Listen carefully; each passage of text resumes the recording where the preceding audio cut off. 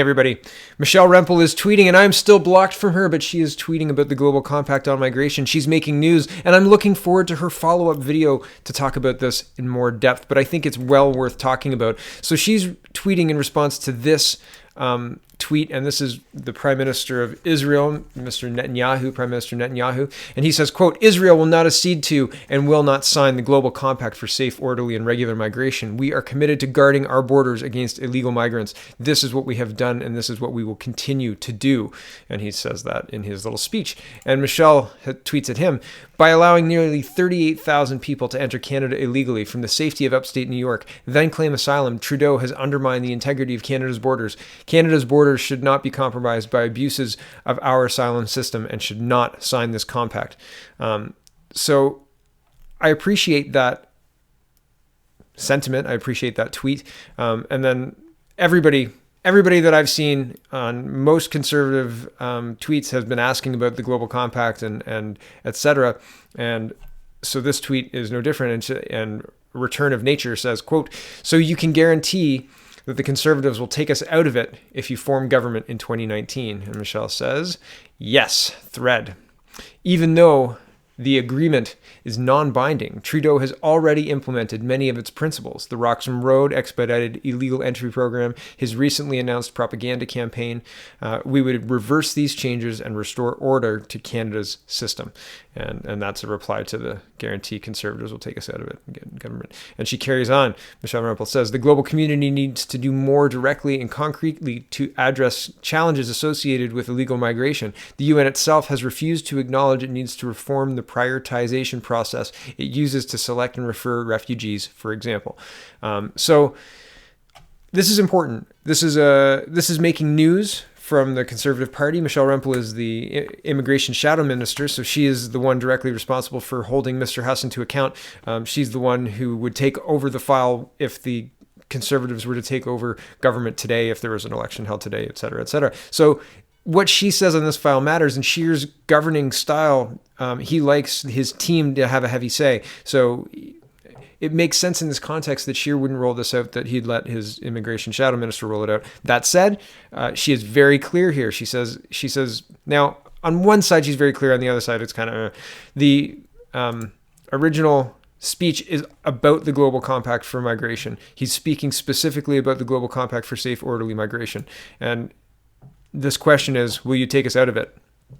Speaking to the Global Compact on migration. All of that said, I think that this is a really good first step. This is definitely making news, and I am looking forward to Michelle fleshing this position out on one of her videos, because I'm really interested in now the meat of it. Now that we've got the position out of the way, now I want to get wonky and talk about the politics of it, and how they're going to position. Because now that they've taken this position, Scheer can hold Trudeau to account in the House of Commons without it being a big deal. Now we know where they stand. Now Scheer can really hammer Trudeau.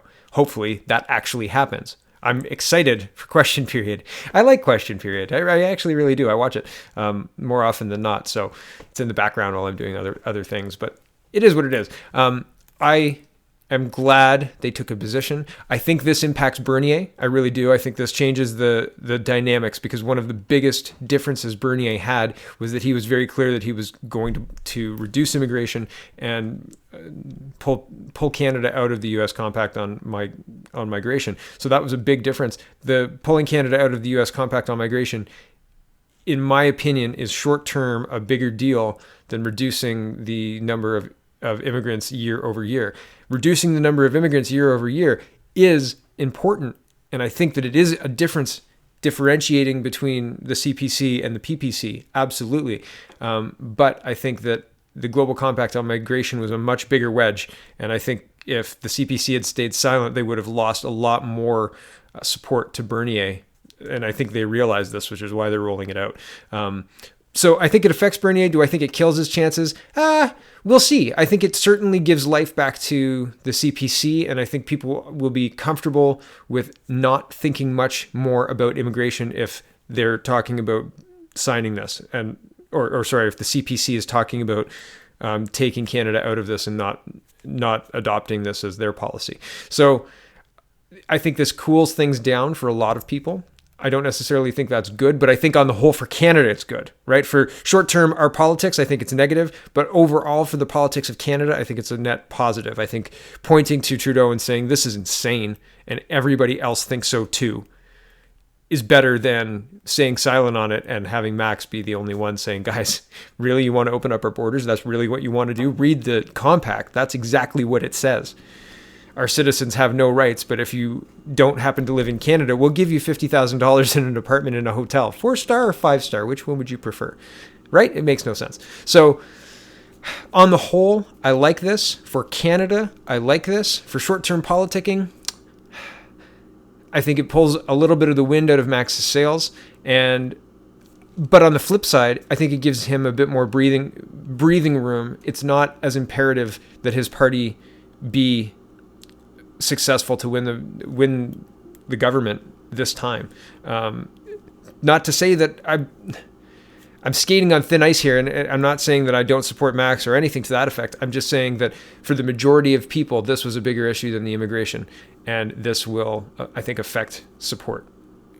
All of that said, between now and debates, there's so much time. There's a ridiculous amount of time. Politics is, a year out in politics is like 4 minutes left in the fourth quarter of a football game, right? Like, you could be 2 touchdowns up and have 2 minutes left and think to yourself, yeah, we got this in the bag, and you are wrong, right? Like something comes out of nowhere and somebody runs 100 yards down the field, and all of a sudden things don't look so secure. So this thing is far from over. This is a good play for the country. I like it. I appreciate it. Thank you, Miss Rempel. Do you want to unblock me? CanadaPoli 2. You could just unblock me, and then I could see this and we could talk about things. I'm a very, very reasonable person. I think I try to be, anyway. Thank you very much, Miss Rempel. I know that being in the public eye is kind of a pain, so I appreciate all the slings and arrows that you take. Thank you.